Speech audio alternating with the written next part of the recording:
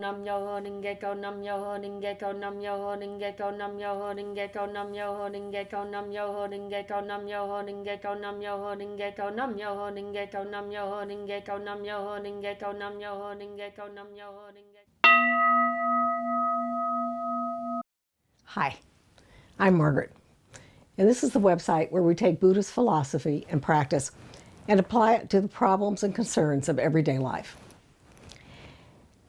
Recently, I've been getting a number of questions on the surveys you all have been making out about what do we do about dealing with difficult family karma and how do we change it?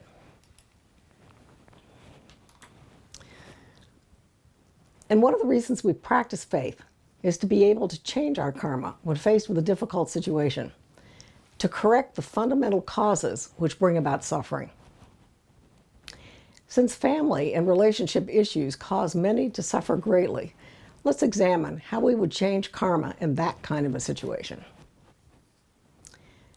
So first, let's just look at what is karma.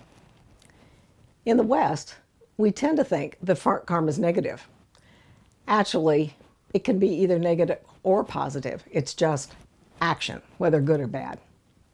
When we think, act, or speak, a seed is planted in the core of our lives, which will manifest when the conditions are right. When the conditions are right.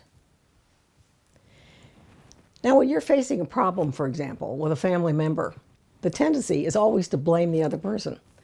But from the Buddhist point of view, there's an internal cause as well as an external cause to bring about the effect, the problem, that you're facing. Let's imagine a glass of water with some sediment at the bottom. It remains clear until there's an outside event. The water's stirred. Then the sediment arises to the surface. But if there were no sediment in the water would remain clear when it's stirred. Like that. When we're facing a family problem, we would not be suffering if there were not an internal cause inside of us. That cause would most likely come from a past life where we created some bad karma, probably by causing someone else to suffer. That sets a seed deep in your own life, which manifests at some time in the future when the time is right. In other words, right now. Your destiny is to suffer because of that past cause. Otherwise, your family member's behavior wouldn't affect you. Nothing is just happening to you. It's happening because of you and through you. This is not your fault. It's just the law of cause and effect in operation. And it gives you the power to be able to change your situation by changing your own karma. So what are the steps to changing karma? In a letter to Kenichibo, Nichiren Buddhist says, quote, "Even a small offense will destine one to the evil paths if one does not repent of it. But even a great slander can be eradicated if one repents of it." So instead of blaming the other person when we chant in front of the Kohanzen, we need to recognize and accept our own karma to suffer because of the current situation. Then pray to discover what you need to change in yourself to change this karma. Remember, our life circumstances come from the inside out. Remember oneness of self and environment? This is frequently hard to accept because our culture teaches us to always blame the other person. It's also hard to accept when you would never have chosen to create this problem in your current life. But if you try to change the problem on the level of the effect, dealing with the current problem, nothing much will happen. You must get to the fundamental cause. Then, the third step is to take action to change whatever it is you've discovered.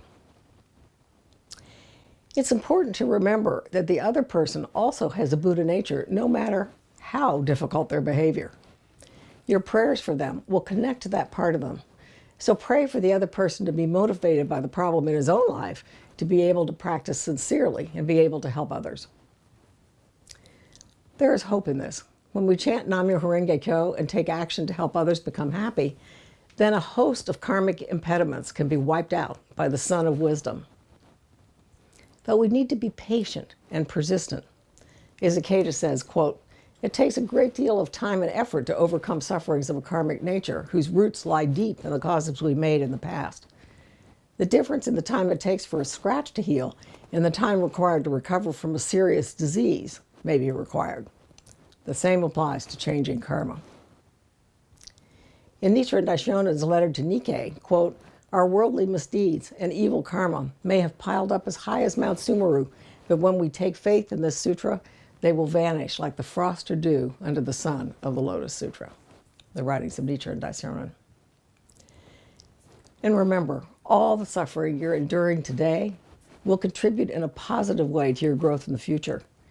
People who have suffered develop deep insight and compassion, which can help them support other people who are suffering. Your life experiences will enable you to help others, and you could become an example and inspiration to other people.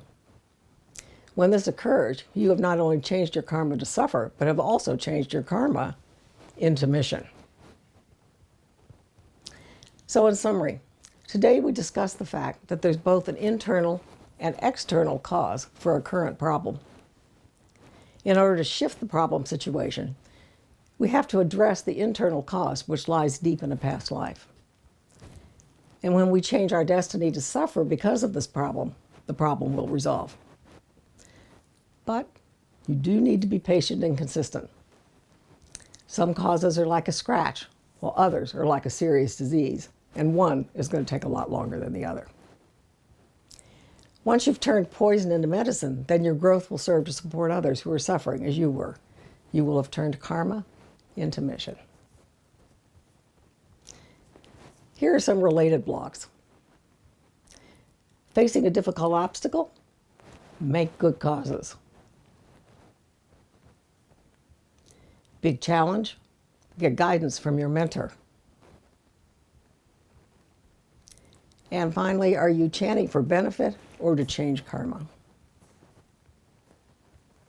And do keep your observations and thoughts coming. I enjoy your thoughtful responses. I'll see you in 2 weeks.